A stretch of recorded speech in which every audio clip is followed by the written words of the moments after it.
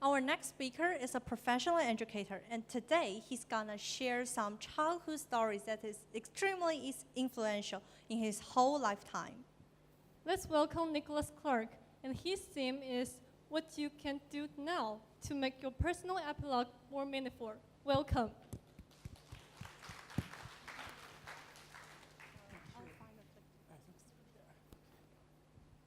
Hello, everybody.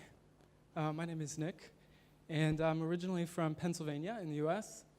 I've studied Chinese for about 12 years, and so that's sort of how I ended up here, studying Chinese, and later I went to Georgetown University, where I also minored in business, and I came here to study in, I actually studied in Taiwan, at Taida. I studied at Beida for a little bit.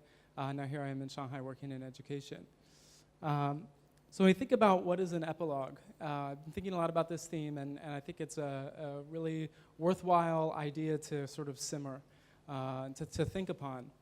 I think an epilogue is the ending to a story, but it's more than just the ending because it comes after the conclusion. And I think a good epilogue prepares for a sequel as well. So it wraps up our story, it gives us a nice summary and conclusion. It synthesizes out what are the main things we need to learn, what are the main points from this story, and then it prepares us for potentially taking those things into the future and building on them later on.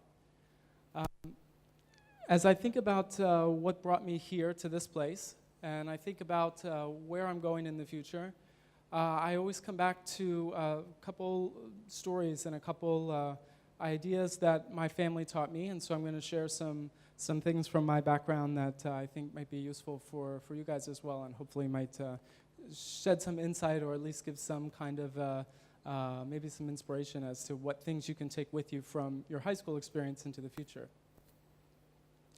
So every story has a prologue, and we have a story, and then we have, of course, the epilogue. And for me, the prologue starts with one very critical decision. And it was, of course, before I was born, as a prologue often happens before the main story. It was 1966, and my grandmother was working at a restaurant, and she had 2 kids at the time. She still has 2 kids, but 2 kids. And her husband at the time just simply left. He was gone, disappeared. She had really no idea where he went. She has 2 kids with her. She's at work that day, and she has no place to go. So they were living in temporary housing while he was around, and now that he's gone, they have no place to go. And so a man that she worked with said to her, "You're coming home with me. I'm not going to let you not have any place to go tonight. I'm not going to let you sleep on the street tonight." And I think about this decision, and I think about what it must have taken for him to say to her, "You're coming home with me." You know, like what kind of a sacrifice that must have been to say to a woman and her 2 kids that, you know, "You're going to stay with me." And I don't think that he really planned for it to last as long as it did, but you know, when I was born and all growing up, this man was, to me, he was Pop-Pop. He was my grandpa. And I called my grandpa Pop-Pop. So from that very critical decision, that very short time period, that one day, 1966, that set up the basis for so much of the environment that I had growing up. And especially because my Pop-Pop was an enormous influence on my life and an enormous influence on my dad. And so I'll show and share some stories about how that's true. There's one thing as well about my family situation that I think is worth sharing and worth pointing out and worth drawing a lesson from, and something very much influential for me. This is my Pop-Pop on the right, and this is my dad on the left.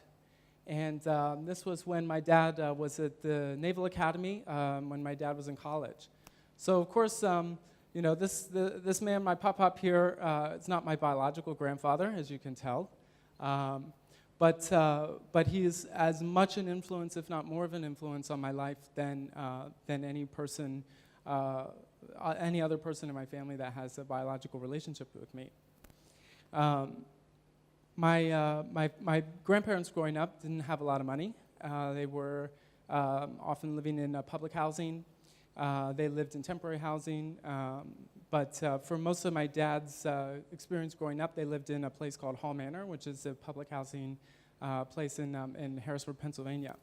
And so they said to my dad really early on, we want to support your education. We believe education is very important, but we can't pay for it, and we're not going to be able to pay for it.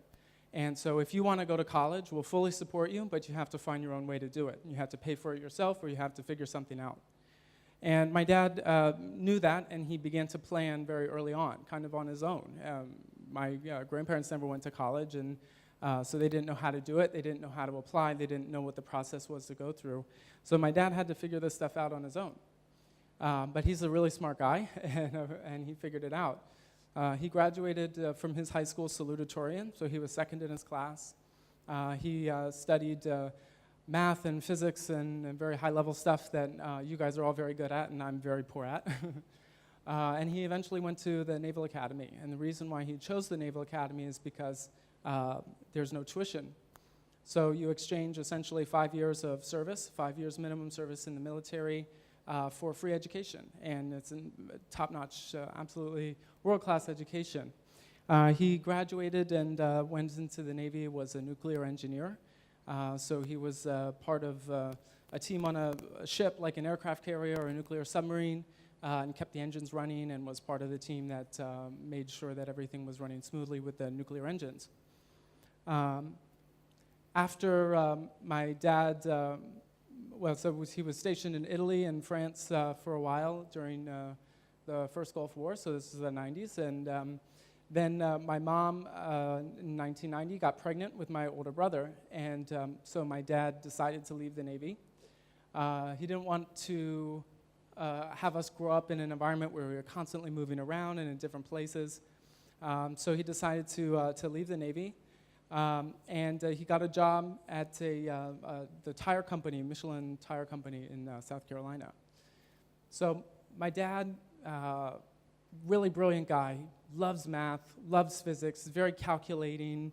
Every time he makes a decision, he's going to sit there with a pen and paper and he's going to write everything out, and he's going to analyze it, he's going to go over it, and that's just who he is. And a lot of that, I think, comes from his love for math and his love for physics.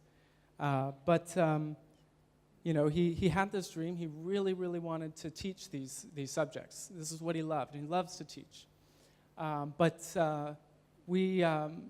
Eventually my parents had more kids. They had me, I'm the second. And then they adopted 3 kids as well, my younger brother and my 2 younger sisters. So there's 5 kids, and of course my parents.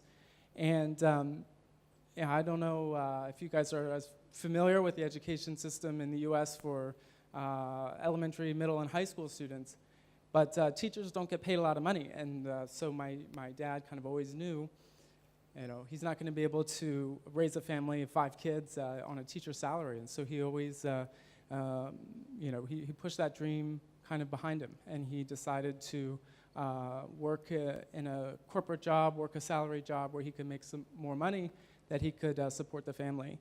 So that's something that I, always really appreciate about my dad. And something that, to be perfectly honest, is a little bit difficult for me sometimes to fully square with the beliefs that I have, right? I decided I wanted to study Chinese, and I made that a priority in my life, that I wanted to, go to the best place I could to study that. And I wanted to, I said I'd figure it out, right? I ended up going to Georgetown, which is a private school, and so very high price tag. And my parents, while they did well, and while my dad, of course, made enough money to raise 5 kids, they weren't able to contribute a lot to my college education either. So as I think about, part of what I had to do is, take loans, and I had to find other ways to kind of make my college education a reality for myself. And I said, my dad kind of presented me with the same sort of option, or I guess the same sort of dilemma plan response to that dilemma that he had growing up. He said, why don't you go to the Naval Academy? There's a language school in Monterey, California that's one of the best in the world, and it's exclusively for the military. So the American military will send people to this language school in Monterey. 6 months later, they come out, they're practically fluent in Arabic. Or they're fluent in Chinese or Japanese or Korean or whatever. An incredible language school. But that wasn't for me. I'm so glad I didn't go to the Naval Academy. I thought about it for a while. I'm so glad I didn't go. I would have been really unhappy, really unsuccessful there.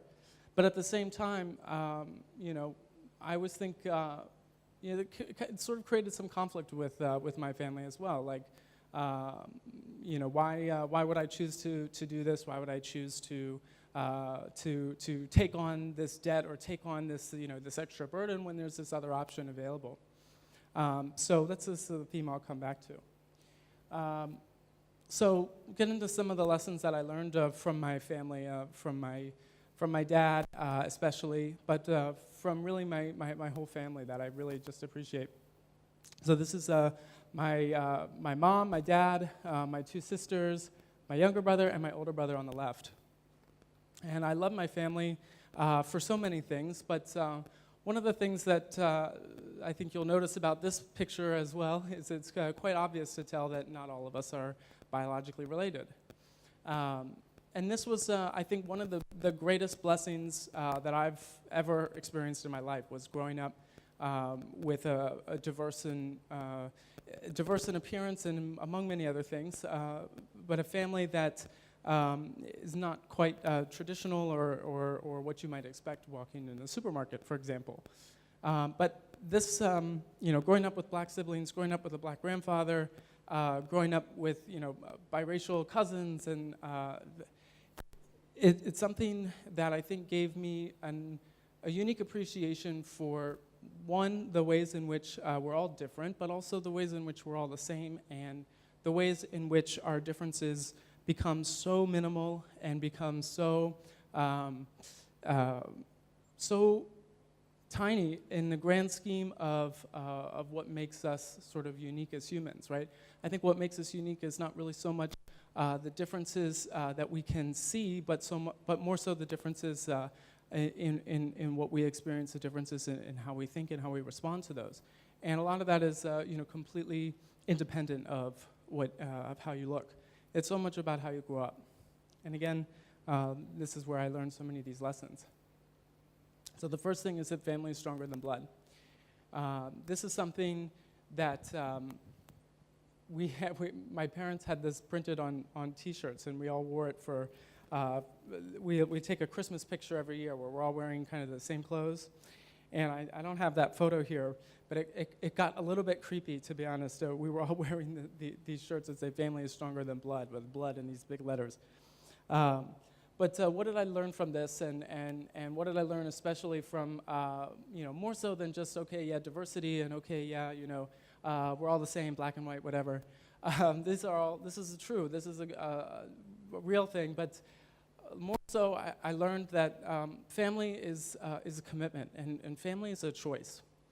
And for me, what that means beyond just sort of, what lesson can we take from that? I think there comes a point when you'll choose your family as well. Like, you always have the family you're born with, and you always have the family you grow up with. But at some point, you make a choice to bring other people into your family. And I think it's such an important thing to remember that what is most characteristic about family is choice and commitment and sacrifice. And I shared the story of how my dad sacrificed for all of us. He sacrificed his dream to be a teacher in order to support all of us, and in order to enable our dreams, enable us to pursue what we wanted to study or what we wanted to do in our lives. And also the fact that my parents adopted these 3 kids.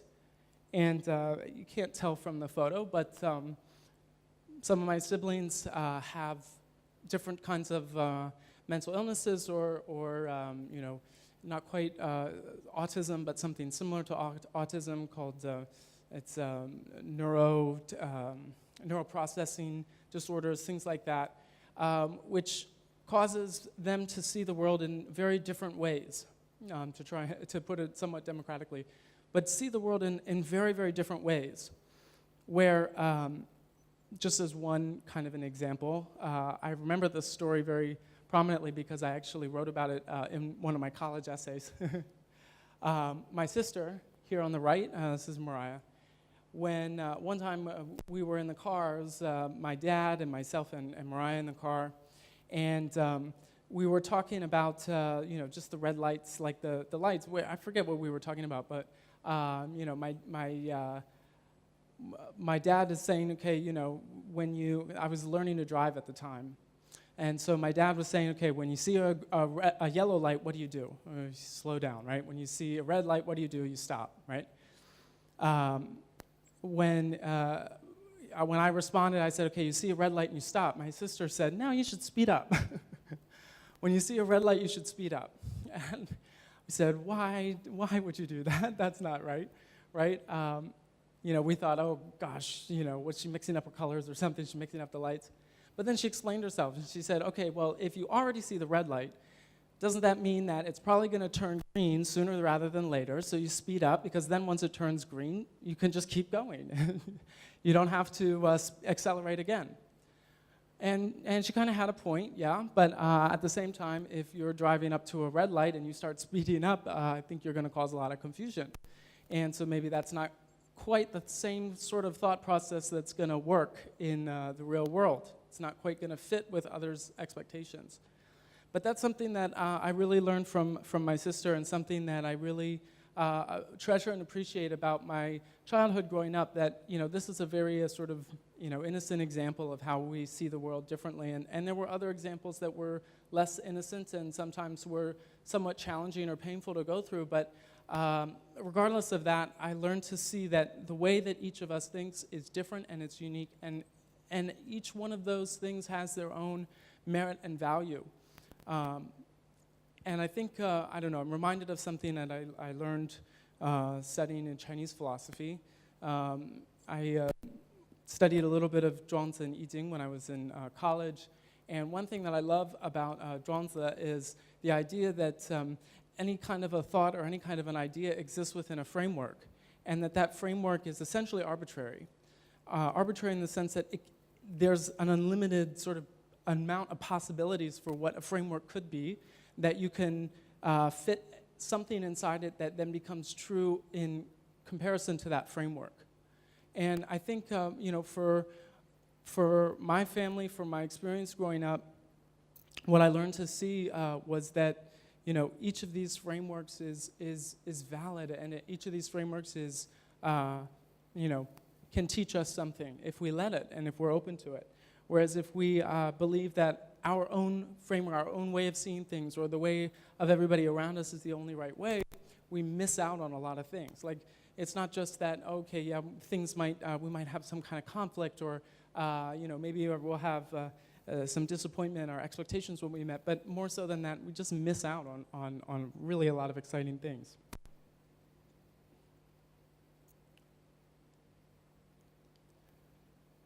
Okay.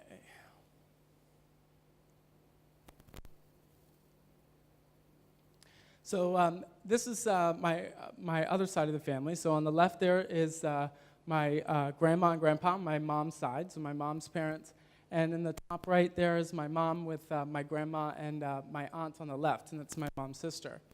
And my mom, I haven't talked much about my mom yet, but she really had a somewhat of a similar experience growing up as I did, in fact, because this sister, my Aunt Brandy, she's also adopted. And so, while there's not the same sort of difference in appearance among my mom and her adopted siblings from me and my adopted siblings, it was still a very unique experience growing up. And in addition to that, my mom, I don't know if you guys have seen the movie, what's it called? Anyway, there's a movie where there's two families get together and then they end up having 12 kids. Like, there's 7 kids from the one marriage, and then they get divorced, they split up, and then they get married again. There's like 5 kids in that marriage, and then together there's 12 kids. Like so many kids, right? And it's from the combination of these 2 families. And for my mom, that was her family as well. So my mom's mother died when she was very, very young of a traumatic aneurysm of the heart. And so she grew up for a long time without a mother. And then later on, my grandfather remarried. This is my grandma Dixie. So he remarried, married Dixie. And Dixie had kids of her own that she brought with her. And so one funny thing is that my mom actually has 2 brothers named Scott. They're both named Scott because one was from my grandma Dixie's previous marriage, and one was my mom's biological brother. So can you imagine growing up and having 2 siblings with the same name? So they ended up having to call them by their last names inside the family. Yeah, so my mom also really grew up in a sort of a mixed family, and I think that's something that both my parents experienced in this area really gave them a conviction, and it gave them a passion, and it gave them something to define their lives, and that is that they would do anything and whatever that they could to support and to take care of kids who were in need. And my parents have done that time and time again, and they have done that in a way that seeks no recognition for themselves, and in a way that shows only love and shows only the most soul-level compassion that you can have, I think, for another person. And my parents have lived that out in everything that they do. And down here on the bottom, this is my dad and my grandma there on the right, my dad's mom. And then this is my older brother on the left with his newborn baby, my niece. She's a little bit bigger than that now. So of the things I learned from my parents, I wanted to include these 2 sayings in this talk, because they're things that if my family were here and heard this, they would laugh, because this is something my dad used to always say to us, and we would always get so mad because we'd heard it a million times before, and he'd start saying it. He'd say the first word, adapt, and we'd say, okay, adapt, improvise, and overcome. And it was so annoying every time he said it when we were younger, but this is something that I come back to as probably one of those things that, if I could figure this out, if I could always do this in my life, things would be so much better. I think this is something my dad really had to deal with, and my dad really had to use for himself growing up. He knew that education would be a key for him to break out of the situation that he was in. He didn't want his kids to have to grow up in public housing, and he didn't want his kids to have to grow up in poverty. And so he saw this pathway, he saw education as his way out and as his way to move forward.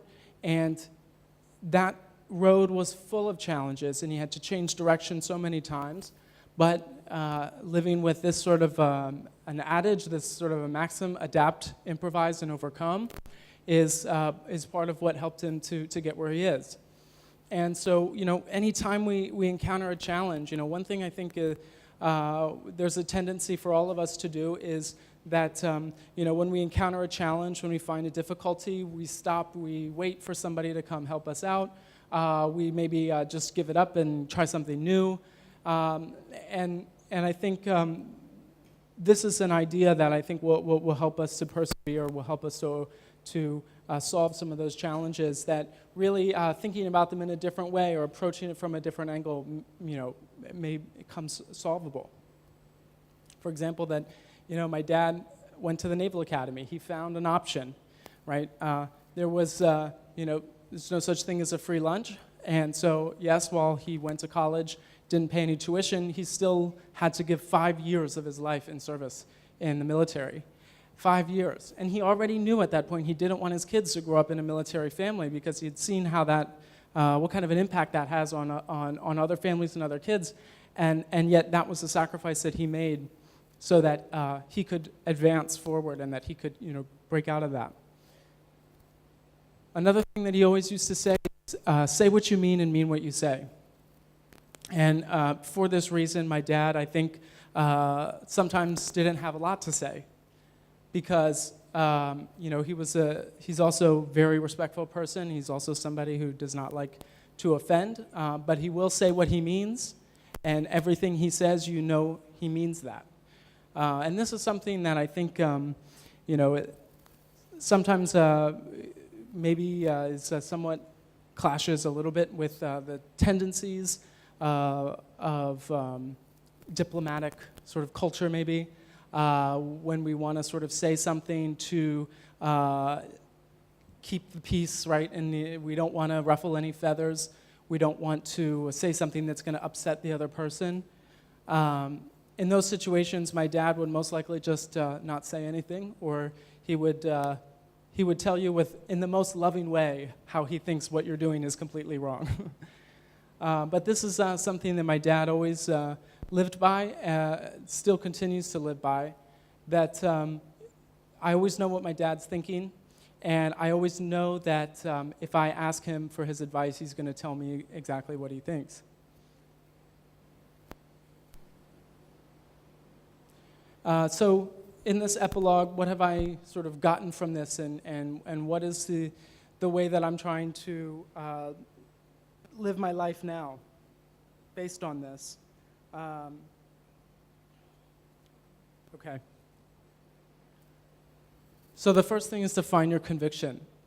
Conviction is different from passion, and conviction is also different from a gift. And the reason why I use passion and gift is because I love these terms. I love this idea.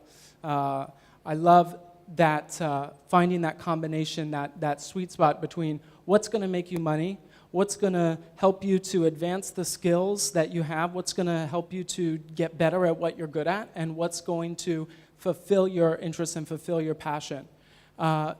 This is an idea that I think is exactly, it's right on the money in terms of where each of us should be looking for opportunities to grow and opportunities to move forward.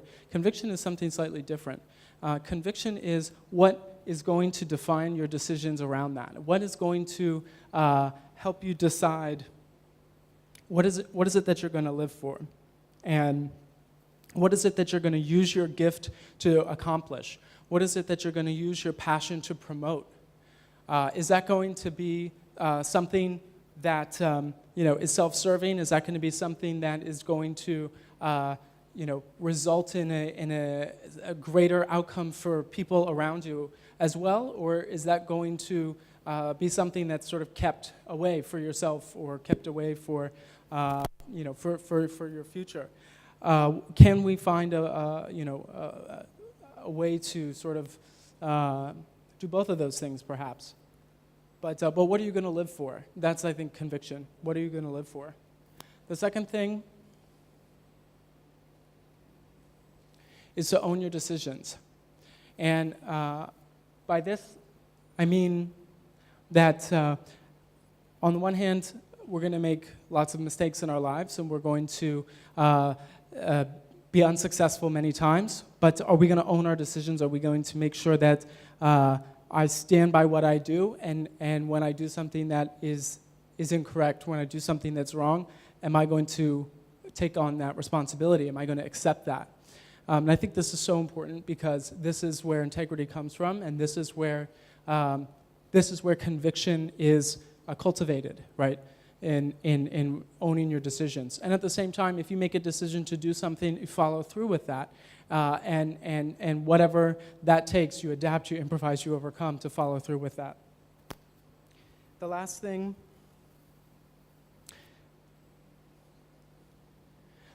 is the most important, and it's to live a life for others. I went to Georgetown University, and Georgetown is a Catholic university. Specifically part of the Jesuit tradition. And there are several things about Georgetown that very much define its mission. And one of those is to cultivate men and women who are men and women for others. And this is part of our identity at the school, and this is part of my parents growing up. This is part of my family. This is something I've seen modeled for me every day. My parents believe that they have a God-given mission in life, and that's to take care of kids in need. And there's never a moment where I saw them do anything against that, and nor did I see them, I should say, I've never seen people make greater sacrifices for that mission and for other people the way that my parents have. Their conviction drives every decision they make, and it's centered entirely on others and not on themselves. And I think that is a result of their experiences and their challenges, their struggles growing up, and it's a culmination of their reflection on what they went through and their desire to take that and turn it into something meaningful. For me personally, as I think back on this environment that I grew up in, there's so many good things. There's plenty of bad things too, but for me, what I saw growing up is what a diverse environment can do for you, what value there is in being around people who are different from you, what value there is in experiencing ideas and experiencing perspectives that are completely different from your own. And that drove me to study in China. That idea, the desire to explore these differences, to be around differences, is what brought me here. And it's what drives me now in my career. It's why I chose to work in education. It's why I choose to help kids go to college. It's why I choose to help entrepreneurs be more successful. It's why I choose to support people around the world who are solving big problems, solving big challenges. People who are adapting, improvising, and overcoming. I want to support those people because I know what that means. I know how that changes a person and changes a community. I think for me, this is how I want my epilogue to be written, and this is how I want my life experiences up to this point to be synthesized into these ideas. So, thinking back what my environment has given me, I also want you to think about what your environment has given you. And I want you to think about what will you live by. And so a lot of you are preparing to enter a new stage in your life, perhaps, whether that's a new school year, whether that's an even bigger change perhaps next year, going to college, whether it's none of those things. Maybe you're picking up a new hobby, maybe you're starting a new part-time internship, you've got a new club you're working on. What is going to define your epilogue, and what are you going to live by? What's your conviction? And the place to start to look for that is to look around you. Look in your family, look at your background, look at the environment you grew up in, and look at your experiences. Try to understand the cause and effect of the decisions that you have made and the decisions your parents have made. I think especially for a lot of people of your generation in China, I think there's a lot to explore and a lot to understand, and I think a lot to learn about the experiences of previous generations. And that's maybe not for me to explore, but definitely for you to explore, and I think that the value there is immeasurable. The epilogue is the wrap-up, it's the conclusion and the summary, and like I said at the beginning, it leaves room for a sequel. And so I hope that for myself, and I hope that for all of you, as you wrap up your stories, as you think about what are these defining principles of your epilogue, you'll leave plenty of room for a positive sequel that's going to take your conviction, that's going to follow the pathway that has been set by your parents before you and your environment before you. I hope that you'll own your decisions, and I hope that you'll live a life for others. Thank you.